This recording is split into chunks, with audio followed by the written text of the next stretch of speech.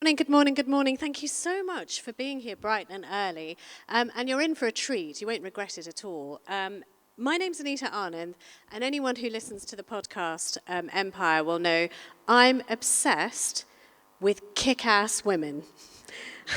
Obsessed, I am. So when this came up as a subject to do, I was utterly thrilled.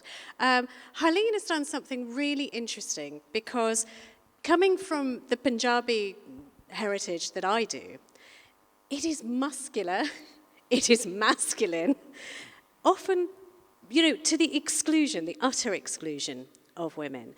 And what you've done is you have put women back into the story. And we're going to get to the women in a minute, but I want to talk a little bit about you first, because it may not have escaped your notice, everybody. You're not a woman. This is normally an obsession of women like me to put women back in history. How did this happen? Good morning, everybody. Thank you so much, Anita, for the question. So I think it just happened by chance. Back in 2014, I was on a very short vacation in India, and I had nothing to do. I had lost contact with all my school friends in India, and I was told that I should actually start interviewing partition refugees, because my grandparents were partition refugees themselves. Snap. I was like, let's do it. And while I was doing it, over the months, I realized that the stories of women were very different than the stories of men. Because men were talking about rags to riches. They were talking about how they came from a small town, rebuilt their lives, found jobs, and then sort of made fortune in a new place, which was unknown to them a few years before. But women were talking about very subtle things, about the fairs that happened in their villages, about the folk songs, even the dialects that was peculiar to their region, because men would learn new languages to find jobs in the new land. And I realized that these stories of women, subtle stories of women, are nowhere to be found in our mainstream histories, because it's all about men rebuilding a society. And coming from Punjab, as you said, it was a so-called martial province during the British Raj. The sword hand of India is what they Absolutely. like to call it, yeah. So any representation of women was through the men. So whenever you described a woman, it was always a martial woman. She always carried a sword or was on a horseback. So this femininity of women was absent in the popular description of women. However, in reality, there were so many women whose lives reflected what it's not available in the archives, and yet they were there. There's so many questions I want to ask you. They're just sort of lining up in an unruly way in my head. But one thing I did read is that, partly it is because you had a very strong matriarchal figure in your nani. Right. And it is largely because of her that you started collecting these stories. First of all, tell us about her. And I know you're wearing something that's rather significant today, right? Right. So my nani actually comes from a very small town called Sheikhupura, which is right next to Lahore, which is in Pakistan. And she was born in the 1920s, so she sort of saw the fall of the British Raj through her own eyes. And so the land that she migrated from had stuck in her mind over these years. And she had those stories which were absent in the stories of my grandfather, for instance. The folklore, the recipes, for example, her making kheer and pude, like the signature iconic Savan dish, which was non-existent in Delhi, where I grew up. So I think that sort of fascinated me a lot. And I did realize that a lot of these aspects of women's history are largely absent in our larger narrative of Punjab. And so I think she was really instrumental in my beginning this project. Her folk songs, for example, which were passed down to her through her grandmother, and I realized that it wasn't passed down to my mother, so it was lost at that generation.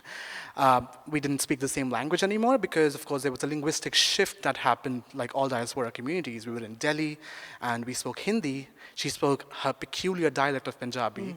And her folk songs reflected that dialect. So that was lost also.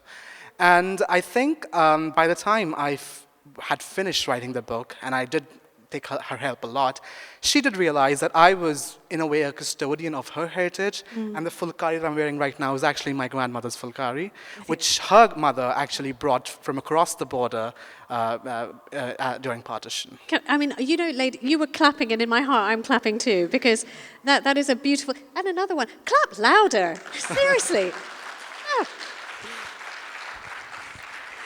What is this silent clapping at the Darbar Hall? Right, do better. But, you know, this thing is sort of wearing this with... Did she live to see the publication? Unfortunately not, because I had finished my final draft and I did show her my final draft, and she actually gave me the full curry at that juncture. And 2 months later, she passed away. So she wasn't there to see the book in final fruition. Well, I mean, she would be incredibly proud. I want people to know a bit more about you as well, because the inception of this all is really interesting. It goes from the very, very traditional, which is being an archivist, because you've worked as an archivist for many years, to the very, very modern, which is taking to Instagram and, you know, asking people to send stories, which is, you know, the very cutting edge now of narrative history. Just tell us a little bit about, you know, both of those sides and how they married up. Sure. I think I joined Instagram at the right time when it wasn't really populated by reels. So it was very easy to connect with people. And I did realize that there were a lot of pages which were doing similar things with Western history, for instance. And I started to post very mundane objects and photographs that I had collected over the years, which reflected the culture of pre-partition Punjab. Like what kind of pictures? Maps, letters. This could be advertisements, for example, a letterhead of the Sanatan Dharam Mandir in Rawalpindi, for instance, you know, which you would never imagine, or like the Jama Masjid of Amritsar, for instance. So I wanted to sort of like understand the history of Punjab that's sort of lost in a way. And you were doing this from Canada? I was doing it from Canada, but then COVID happened, and it gave me more time to sort of reflect on it. And at the same time, the Lost Heer started. But I was at a juncture when I realized that I have to be in India if I really wanted to write a book, and so I did. In 2021, I actually moved back to India, and I stayed there for 2.5 years to write my book. What was the most extraordinary thing somebody reached out to you with on that Instagram journey? Because I find that it's the stuff that people think is unimportant that sometimes reveals an entire wellspring of history and, you know, actually emotion as well. I think one aspect that really fascinated me, and like I got a DM one day on my Instagram, where this gentleman sent me a signature and a finger impression of the mother of Bhagat Singh. Now, whenever we talk about the revolutionary movement, we talk about the men who were a part of the movement, but we tend to neglect the women who were in the background, and yet they were a full participant in that movement. So these were these fascinating letters I found of Bhagat Singh's mother, and that really led me to the memoirs of Bhagat Singh's sister. Because for the first time, I could actually see how the women in his life were seeing the activities of Bhagat Singh. And those were very different, because they were not talking about Bhagat Singh as a national hero.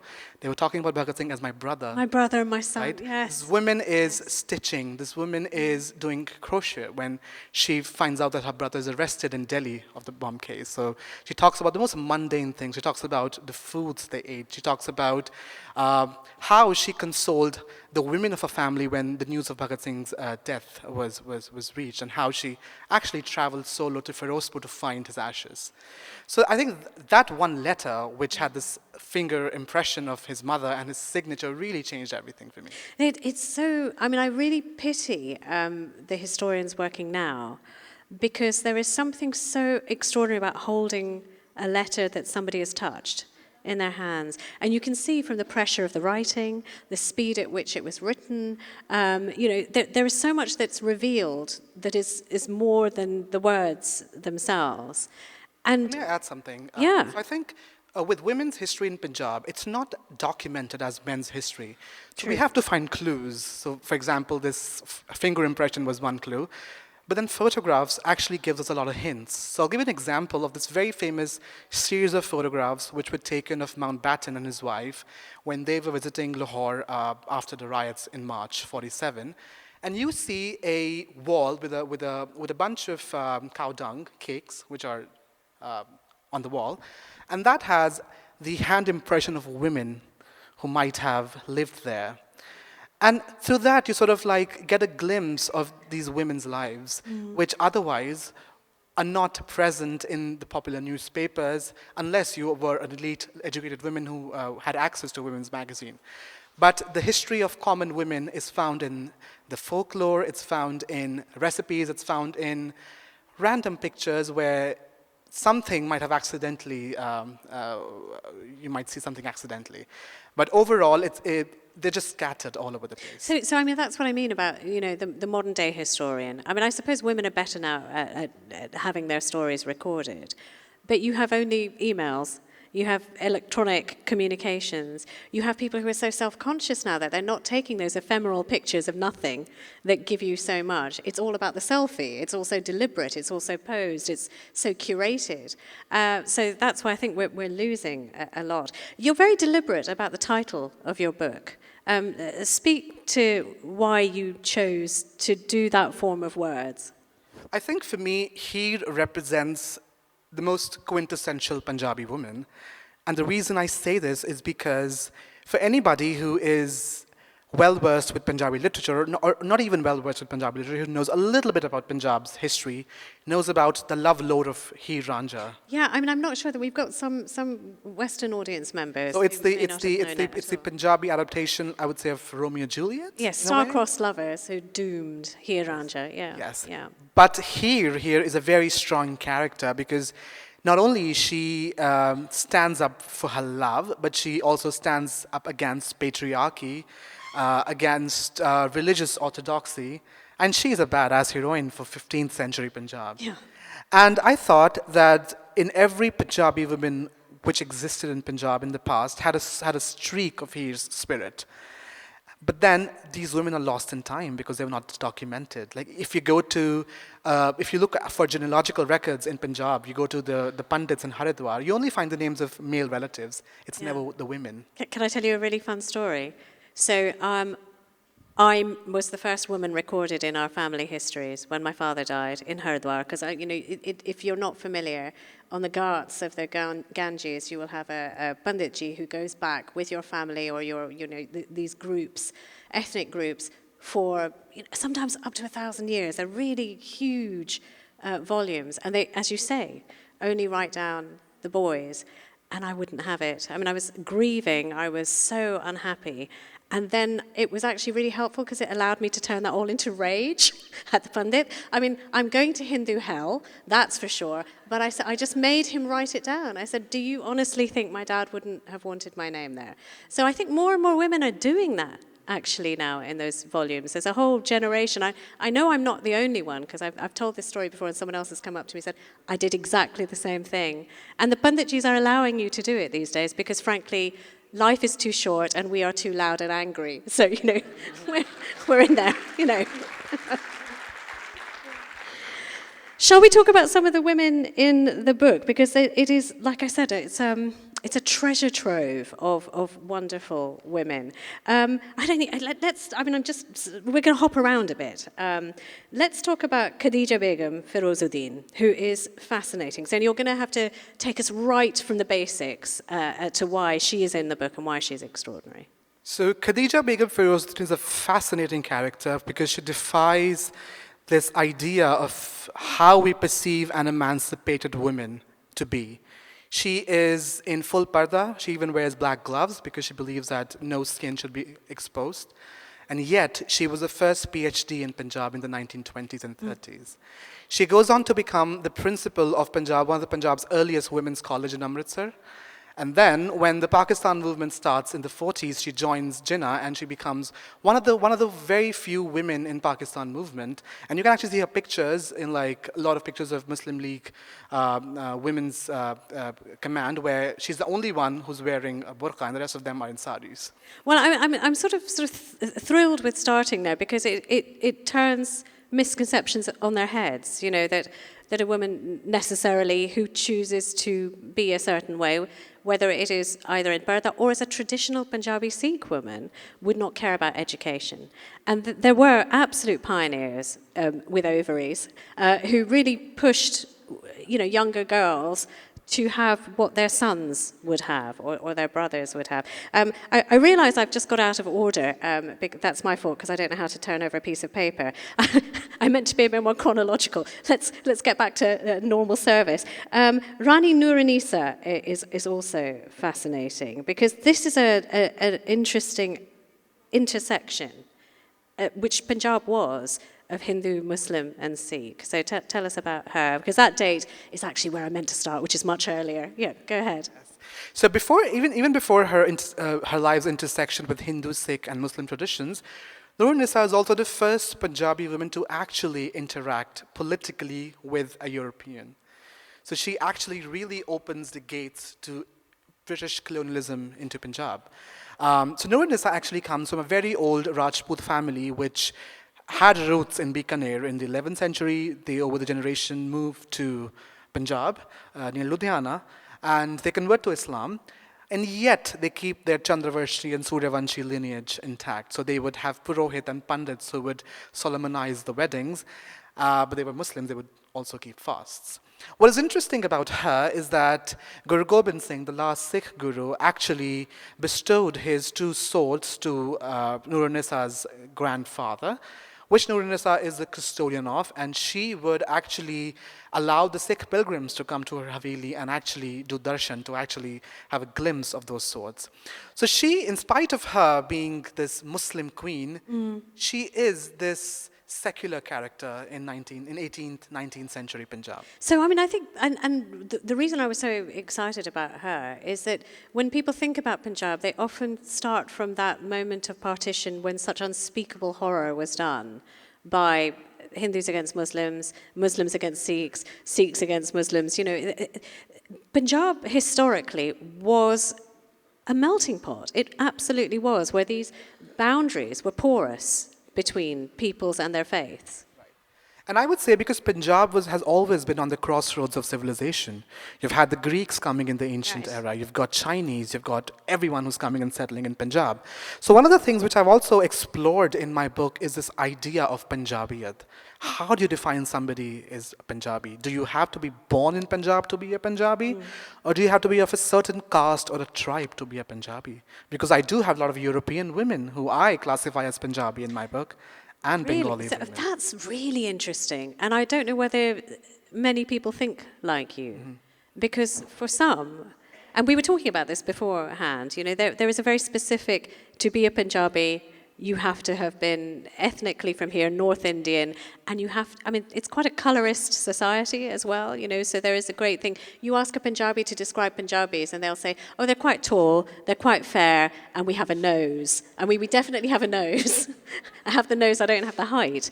But you don't think that at all. No, absolutely not. I feel that for me, so my definition of Punjabi in my book is somebody who lived in Punjab and who transformed Punjab. So that could be a Bengali woman who moved to Punjab and lived there her entire life, transformed the region. These are European women who lived in Punjab for 35 to 40 years, died there. So for me, they are as good as Punjabi as a Jat or a Khatri woman is. And also, I was sort of really relieved to read in the book of even earlier, you know, sort of strong women. I mean, my introduction to, I suppose, the early Sikh kingdom in Punjab was a story by a man called Horniman about one of Ranjit Singh's wives throwing herself on the funeral pyre, which broke me, absolutely broke my heart. I was like, oh God, this is just awful. How can we have somebody like Rani Jindal, who's like this warrior queen, and then also this poor lamb who, you know, is in a fire? How can these things happen both in the same time scale? So I really searched out strong women in the book, and one of the ones I was completely taken. Mai Fatto, tell us about her. She made me feel a lot better. So Mai Fatto actually belongs to Patiala, which became a princely state later on, but she's living at a time when the Mughal Empire is crumbling and there are constant Afghan attacks on India. And she actually is the backbone of her husband. She makes sure that she would negotiate with the Afghans. She even planned a great escape from one of her forts to a fort in a very, very distant part of her kingdom because apparently the Afghans were chasing her. So she's a very, very charismatic woman, and she does inspire a generation of women after her, because you see in Patiala, her granddaughter, her great-granddaughter, all of them are very, very strong women who have challenges of their own, but they defy those challenges and become the great queens and the princesses. Yeah, and I want to know how she managed it, because this is an era of extraordinary instability that you're talking about. And yet, here is a woman who not only is able to command followers to do her bidding, but she can negotiate alliances with others. They take her seriously.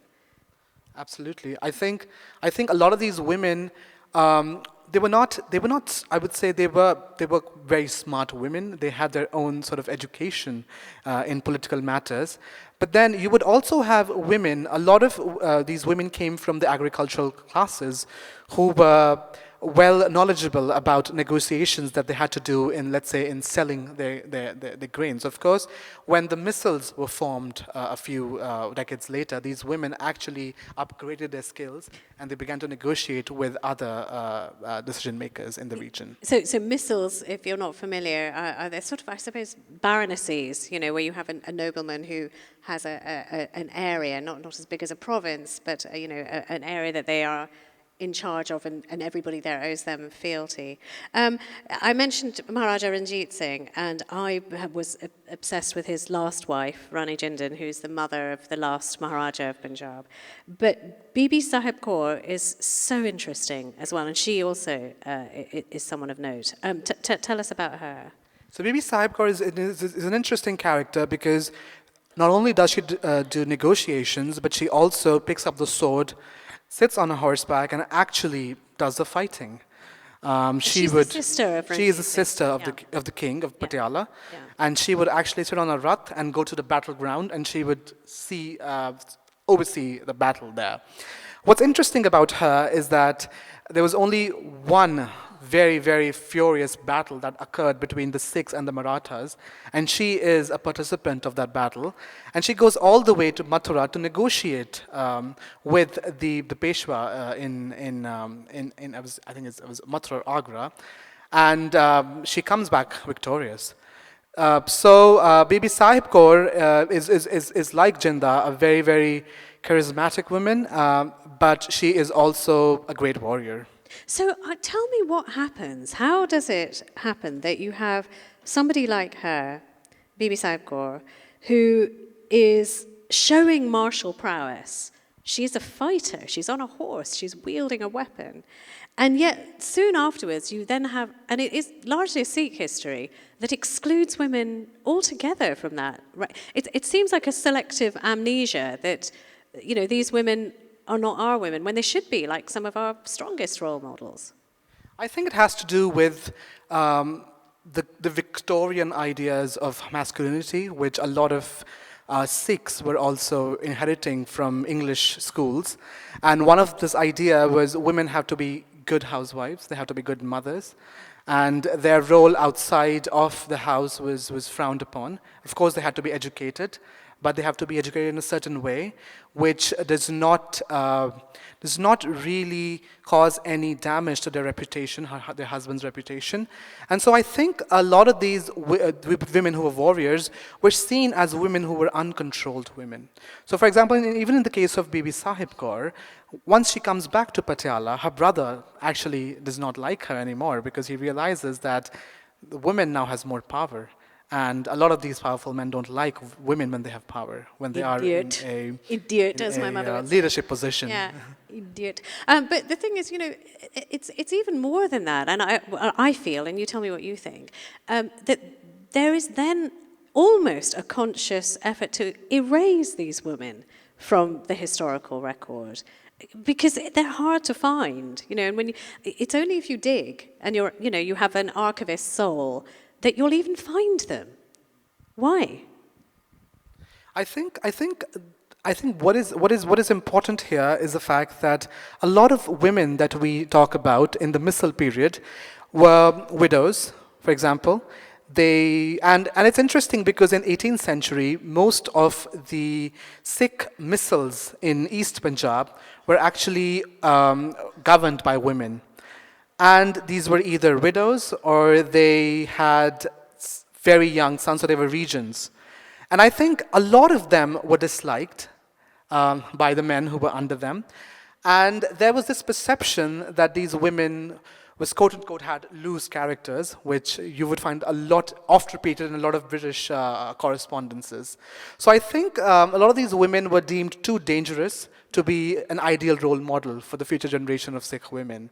And so they were completely erased from our history. So what they were replaced by were women like Mai Pago, women who used to exist in the Guru period. Yeah. They would not talk about women who might have existed 100 years before them. Yeah, like their grandmothers, I think it might even be a line in your book, but you said sort of women's sexuality became the battleground in many cases. And certainly, I know this, that you look at some of the documents of those early East India Company representatives, particularly in Punjab, and they would immediately go to sexual degradation for any strong women who seemed to be defiant. And I mentioned Rani Jindal before, but Jindal was described by those with power in Punjab as the Messalina of Punjab, the whore of Punjab, and that was what London thought she was, and that then informed the absolute disdain they had for a woman that they then separate from her only child. Let's talk about a happier story. Dr. Prem Devi was someone I'd never heard of until I found her in your book. I never heard of her until I actually saw her advertisement in Tribune one fine day. And I was like, why is there a female doctor in 1880s Punjab? Yeah. And turns out she was actually the first woman to become a doctor in Punjab. She was not an MBBS. She had some of the minor medical degrees, but she was as good as a doctor for that time period. So Prem Devi belonged to this community of Brahmo Samaj of Punjab. Brahmo Samaj was founded by the Bengalis who moved to Punjab after the annexation. And it was a very tiny community, but they were very progressive in terms of women's education. And Prem Devi's father had joined the Brahmo Samaj, and when his daughter was growing up, he did realize that his daughter needed a career. So he enrolled her into the Lahore Medical School, and she becomes a doctor in 1889. And she starts her private practice in Lahore, and it's a free dispensary. So her father really funds the dispensary, he funds medicines, and it's open for everybody. But that's where patriarchy comes, because now you have a woman from the so-called respectable family who's not in Parda, one, and she's treating men. That is just amazing. And so you do find a lot of there's a lot of scandal that happens. I was going to say, at what cost? At what personal cost does a woman manage to cross that barrier in the 1880s? I think there are instances of her family being physically assaulted by the people of the Biradari, because she was from an upper caste and from a respectable family, and she was not in Parda.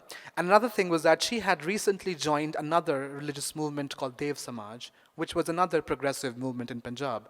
And that movement actually asked for co-education of men and girls and boys, which was very scandalous. And I think a lot of these factors together really contributed to the physical assaults that they had to endure. And unfortunately, she died 3 years later. So in 1893, she passes away when she was, I think, 25 or 26 years of age. That's just... So it wasn't until 30 years later, in 1920s, that we find the first proper Punjabi MBBS who becomes a doctor. One class of women that we haven't yet touched on, but you're interested in, and I'm fascinated in, is the white women who came over. Because we're talking about women of Punjab during the colonial period. And first, there's a type, isn't there? It's the missionary woman who comes over. And you see sort of almost an evolution of the type of women who have white skin who are in Punjab. So let's start with the missionary women, because they came with the Bible and they came with the intention of setting up orphanages and schools. But very soon they became involved in things that allow us to know about the history of just those women that you're talking about. So can you speak to that a little bit, because you write about it so well? Sure. What is interesting is that the first white women in Punjab were actually not British women, they were Americans. A lot of them came from New England, Pennsylvania to be exact. This one lady called Elizabeth Newton really comes to Punjab in 1830s, and it takes her a whole year to reach from the US to Ludhiana. And she is a missionary in Ludhiana. And Ludhiana at that time was the frontier of Punjab, because you had Ranjit Singh's kingdom right across the Satluj. Why she is important is because her husband, Elizabeth Newton's husband, actually brings the printing press to Punjab for the first time. So it's because of that couple that we can see one of the earliest printed materials about Punjab. And sacred texts as well. And sacred texts, like the Punjabi dictionary, for instance. Yeah. So she was instrumental in the creation, the production of these early Punjabi printed texts. But later on, she started her own school. And she would raise a generation of a new community in Punjab, the Punjabi Christians, which they used to say were too white for the natives and too native for the whites, because they would wear a Victorian gown and they would drape a chadar around themselves. But Elizabeth Newton's was followed by another generation of women after the Great Uprising of 1857, which were the Mem Sahibs. Now, they were women of the British officers who had moved to Punjab. But these women were interesting because, unlike the previous generation of missionaries who would have access to the local native women, the Mem Sahibs wanted to create a slice of England in the middle of Ludhiana. So they would wear European clothes. They would make sure that their houses in Jalandhar looked like their house in Essex. And the only natives they would know were their servants. But then there were also rebels, women like Flora Annie Steele, who is Mem Sahib, but she actually ventures out. She meets local women, and she was one of the first European to actually do an academic study on the Fulkari. So she writes about the degradation of Fulkari because she's seeing Fulkari being produced on an industrial scale for Manchester market, and she really despises it. She writes a whole rant in a newspaper. But she was one of the earliest Mem Sahibs who actually had access to the native women. Fast forward to the 20th century, you have another generation of women. Now, the British rule has been in Punjab for 50 years. This young generation of Punjabi men are English educated. A lot of them have been to England. Now, they want educated wives. Yeah. But Burda wouldn't let women to get out of seclusion and become emancipated, if I may say. So what these men do is they actually set up these Burda clubs. Yeah. What they are these little gardens which are covered with tents, and they would actually allow middle-class and aristocratic women to come inside those tents, and they would socialize with British European women. Now, what's interesting is that these Punjabi women cannot speak English. The British women, even though they've been in India for 20 years, can only have basic Hindustani instructions for their servants. They can't speak in Punjabi. So they have their little daughters, Punjabi young girls, who now go to convent schools and they know a little bit of English. So they were interpreters for their mothers. So you do find a lot of these women's magazines in the 1900s which talk about these peculiar interactions where you've got European women showing Punjabi women gramophones and Punjabi women playing sitar, for instance. And then fast forward to post-First World War, where you do see women going to colleges, and that's when you see a new range of European women who are coming to Punjab, because now they're coming to marry Punjabis, which was frowned upon a generation before. So you do see an evolution of European women who are coming to Punjab, and most of these women actually live in Punjab for generations because a lot of them were too poor to go back. So they would stay back in India. I'm absolutely obsessed with the Burda parties that happened, because the kind of thought and care that went into them, whoever was throwing them, is extraordinary. And so, part of the research that I did, you see the hysterics about having to cater for every type of woman who was there, having to separate the kitchens for every type of cuisine, having to, and also, the languages of Punjab. I mean, that also is a complicated thing, because it's not just Punjabi. I mean, you've got Farsi, Urdu, Punjabi, Gurmukhi, Braj. You've got all of those languages. And these little girls, I mean, I'm just so enchanted by this idea that you have these tiny little weaponized linguists who are sort of moving in between these worlds, whose lives will never be the same. And anybody whose lives they enter will never be the same, because they have a perspective that, forget about the girls, has been denied to the boys as well. So accidentally, these Burda clubs become real catalysts of change. And the women are the ones who are at It's also the very center. political, because you do see a lot of Parda Club politics happening during the Jallianwala Bagh massacre, for instance. You have this woman called Sarla Devi Chaudhrani, whose husband was arrested during the martial law days in Punjab, and she was actually ousted from the Lahore Parda Club, and that becomes a national Disgrace. issue. Like, Yes. you have Gandhi discussing the Parda Club politics on national media. Yeah. Sarla Devi, okay, sorry, I love this, you can tell I love this subject so much. So Sarla Devi is also incredible, because she trained little groups of militia against the British in secret. So you had this woman teaching martial arts to men. And Sarla Devi was, at one point, one of the most wanted women in the British Raj, because they thought she was a terrorist of the day. And she would move around from place to place. She chose a lover. And all of these things were scandalous at the time. Her family had real problems with the fact that this woman was berserk and out of control. But she was, she was a fighter, and one of those people who risked death with every action that she did. Anyway, love her. Who else should we talk about? And she also, do you also know about Har Devi? Like, she worked with Sarla Devi. Har Devi, judiciously right, for okay, so you tell us all about Har Devi Roshanlal, because she's another extraordinary woman. Go for it. She was the pioneer Punjabi female journalist. She goes to England in the 1880s, and it's a fascinating story how she went to England. So, Har Devi's brother wanted to go to London to study in the 1880s, and father was not happy about it, because he feared that his son would go abroad and he might be enchanted by, as he said, a white witch. And he would become a Christian, so he was scared. So what he does is he finds a match for his son, a local girl, and marries him. And he's like, oh, now the couple can go to England and study, and you can study. But then the problem is that while the boy goes to college, the bride would be bored at home. So what should you do? So he sends his widowed daughter, Har Devi, to accompany her sister-in-law in London. But Har Devi, when she reaches London, it was like a bird has been released from a cage, because now she's not in Parda. She utilizes her time in London. She learns the Montessori system. She meets a lot of revolutionaries, and she also falls in love with a lawyer. When she comes back to Lahore, she starts the first women's magazine in Punjab called Bharat Bhagini, which is Sisters of India.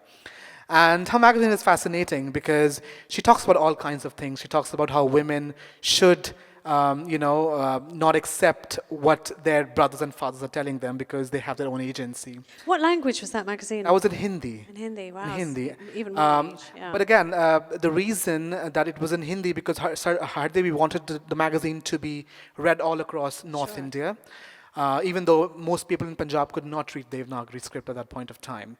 But what's interesting about her character arc is that by 1901, when Victoria dies, Har Devi actually writes a whole siapa for the Queen, an elegy for the Queen in her magazine.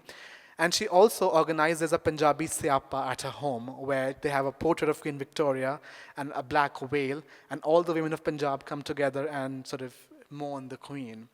But 3-4 years later, she becomes a revolutionary, because she comes in contact with Sarla Devi and Ajit Singh, who was Bhagat Singh's uncle. Yeah. And that's when she starts to appear in those CID secret records, where she's organizing these little Ajit Singh, Lajpat Rai funds, or she is asking women to stand up against the British. Those CIA files are a treasure trove. The CIA files, and you've also got the IPI files, which is the Indian Police Intelligence files. And the way they write about these women is with, first of all, when they first appear, they are perplexed. like it basically goes, we've got a name. Who the hell is this woman? Because she keeps coming up, and then you have police officers sort of trailing them. But again, that's an interesting thing which makes them so very effective during this time, because there are women's spheres which these IPI intelligence officers cannot enter.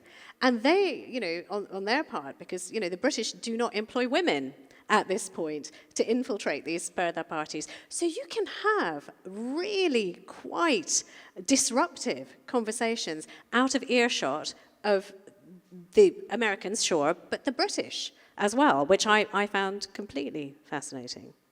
And they were also called letterboxes of sedition for that matter, because you couldn't search a woman in Parda, and they would actually carry those banned literature pieces and would spread them across the countryside. Oh, okay. So interesting. We are, both of us, products, if you like, of the violent period of Punjab. And certainly I've written about the terrible episode in Jallianwala Bagh, and then Partition you've already spoken about. I was interested, you included Ratan Devi in your accounts, and you're very interested in her. First of all, why don't you tell everyone who Ratan Devi is? Because and how did you manage to sort of deal with the legend? Because there's certainly a lot that's put on her, and the reality of who she was, and what actually happened to her that night of the massacre in Amritsar. So Ratan Devi was a resident of Amritsar, and her husband was actually in the Jallianwala Bagh in April when the massacre of Amritsar happened. When the massacre ended, she ventures into the Bagh and she sees a lot of people who are dead or dying. And she finds her husband, who is also wounded. But by the time she reaches her husband, the curfew has been imposed in Amritsar. So she cannot leave the Bagh. So she spends the entire night in the Bagh, witnessing the horror, witnessing people dying, witnessing people trying to save themselves. Bleeding out. I mean, so many could have been saved if there was medical aid that was provided. And so she becomes this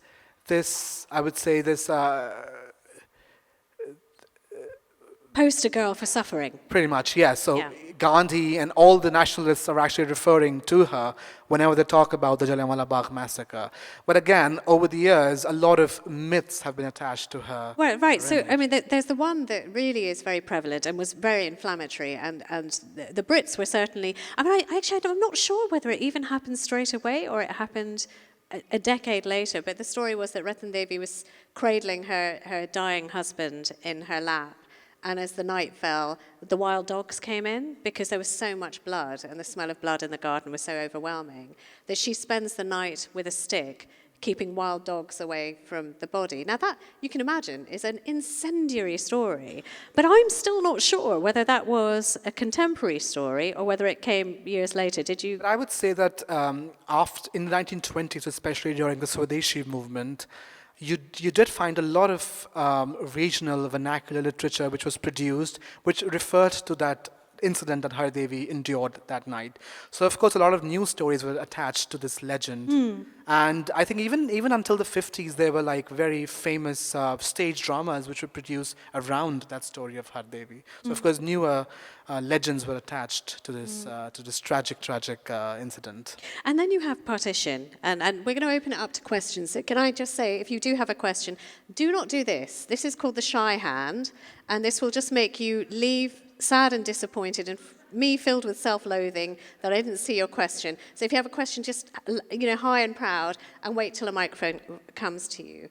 But in Partition, the Partition stories are all about the victimhood of women, and particularly I find the stories of fathers and brothers who said on either side, they're coming, their neighbours, formerly their neighbours and friends, to kill us and rape the women.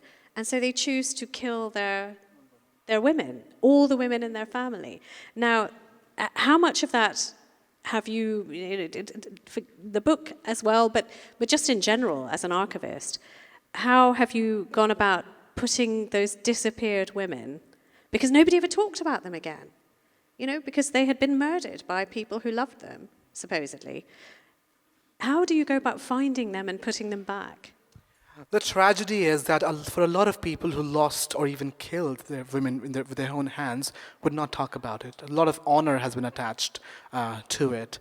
But what is interesting is that a lot of government records really talk vaguely about the very women vaguely. who've been killed. But what is interesting is women's own voices after partition who sort of talk about what happened. So there's this, we know this very famous poetry by Amrita Pritam where she beseeches Waris Shah to look upon Punjab and asks him to save the daughters, which she calls the Heers of Punjab. But then I found another interesting poem where no one is beseeching anyone. This is a lady called Gurbachan Kaur Maan who asks the women to stand up on their own, have their own agency, and fight back. And it's an interesting poem because in that moment, a Punjabi woman who had suffered so much in those last few months of 1947 is not a victim. She asks women to not trust men. Like it's a very, very strongly, I would say, feminist poem in a way. And it's a very uplifting poem. And Gurbachan Kaur herself was a refugee. We don't know much about her history because I was not able to find a biography anywhere. But this very interesting series of poems she published just a year after partition, where she dedicates to the women, and she says, dedicated to women on whom 47 befell like lightning. And I think it's women like Gurbachan Kaur who gives us so much hope, and I'm sure that there were many, many women like her who were not writing poetry, who were doing similar things when they were seeing a lot of women who were recovered, for instance, after the tragic events of 47. It's such a treasure. You can tell there's just so much in this book that is interesting. Please do not do this. Do this if you have a question. There we go. You are my first in that beautiful pink at the back. And then is there anyone on this side? And there is a woman there with white hair. Stand up so that, there we go. Get a mic to her. You'll be number 2. And then I'll come to as many as I can. Yeah, first for you. Okay. Good morning, everybody. So my question, Harleen, would be, this book is post-colonial Punjab. But if you were to write something of current century, how would you define who would come in or who would take place in that book? Like which women would take place, and what would be your criteria to call them a legend or call them a pioneer in their work? And also, Anita, would you want to co-author that book, because you also have strong opinion about women, and I really appreciate it. Yeah. Thank you. Wow. Thank you for the question. I always joke about the fact that my brain stops working after 1947 because that's my expertise, really. But to answer your question, I think that there have been a lot of fascinating women I also came across in the 50s and 60s who were rebuilding Punjab, because Punjab was in pieces, really, literally, after 47. And there were these women who had these wonderful search parties, and they would go around the little hamlets of Punjab on both sides and recovered women. There were women who were educating women on how to know their rights, because this is also the time when you have a lot of new laws have been passed in India, which, for example, the Hindu Code Bill, which was passed. So you have a lot of these women who are actually doing a lot of propaganda work. So there's one woman that comes to my mind is Rajkumari Amrit Kaur, who was the health minister of Punjab. And there were many other women. There was one woman called Prakash Kaur. I couldn't really find much about her because she was an MLA in the early 40s, and then she disappears for a while, and then she reappears in the 50s. And I see her helping the rural women of the areas around Mocha.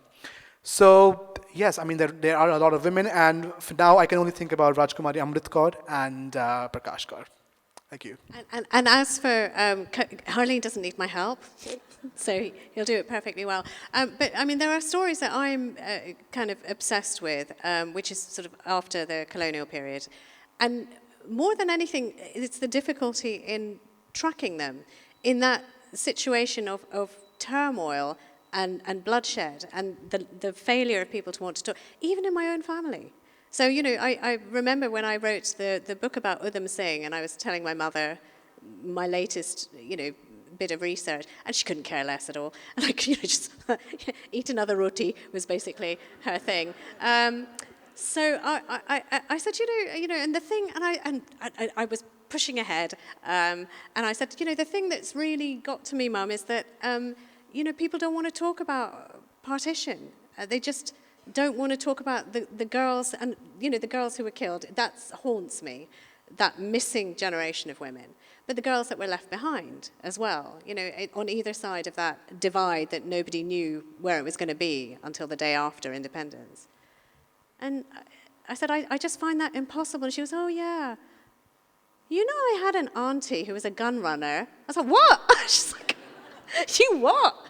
Yeah, she was like a boer and a really close relative. She said, yeah, no, she was doing some gun running for the Krantikaris, for the revolutionaries. I have never known anyone interesting. I mean, God forgive me, on my mother's side of the family. But I was like, can you tell me anything more? She goes, no, we don't talk about her. I was like, well, what happened to her? She goes, I don't know. There's kind of a rumor that she fell in love with somebody and then she stayed in Pakistan, but nobody knows. And I have tried to find her. But the generation that had the information is dying and dead. And these women who were so, planted their feet so firmly in the ground to do something extraordinary have left no footprints. So anyway, I don't know why that came, but I'm just sort of obsessed with finding these women. And current heroes in Britain, I'll just say very shortly, there are some amazing Punjabi women doing amazing things in comedy, in drama, in writing. I have the privilege of calling them my friends, and we have a WhatsApp group called the Samosa Sisterhood. So there's that. Anyway, there was a question over here somewhere. Yes, the lady with the white hair. Yes, please. The black shawl would be nice. Black shawl. No, I love your silver hair. You're a silver fox. So I'm intrigued by the title of your book because I associate Heer with the music that's played when a girl leaves her parents' home in a dolly. So can you explain to me where did that connection start? Can I just explain what that song is to people not familiar? Sure. It's the song where everybody has to cry. It's basically a legal requirement that the girl is leaving her home and everyone has to sob and mascara has to run. So that's the song. Yeah. I think the whole idea of Heer leaving her parental home is just a small part of the entire story of Heer Ranjha, because Heer is a very interesting character because she is a very, very independent woman in a medieval society. She dares to love, and it's with somebody who is not from her clan and her caste group. Number two, she gets married, but after she gets married, she's still yearning for Ranjha. And after waiting for him many, many years, she elopes with him, also in a medieval world. So Heer actually challenges not only the norms of patriarchy, but also religious orthodoxy, because you've had the Maulvis who forced her into the nikah with her husband. So I think Heer, so the reason I chose Heer was because for me she represents this rebellious woman who existed in that time period, and I believe that her spirit exists in almost every Punjabi woman I was able to find in my book. Do you know, it's so tragic. Are you giving me a wind-up sign? Are we out of time? Damn. If you do want to ask questions, look, Harleen is going to be signing his wonderful book. I just have to check whether I can come and sign mine or not, but I think I have to go and... I think we're recording, if your dad turns up, an episode of Empire straight after this. But let me see if I can. But please, right now, join me in thanking the brilliant Harleen Singh. Thank you.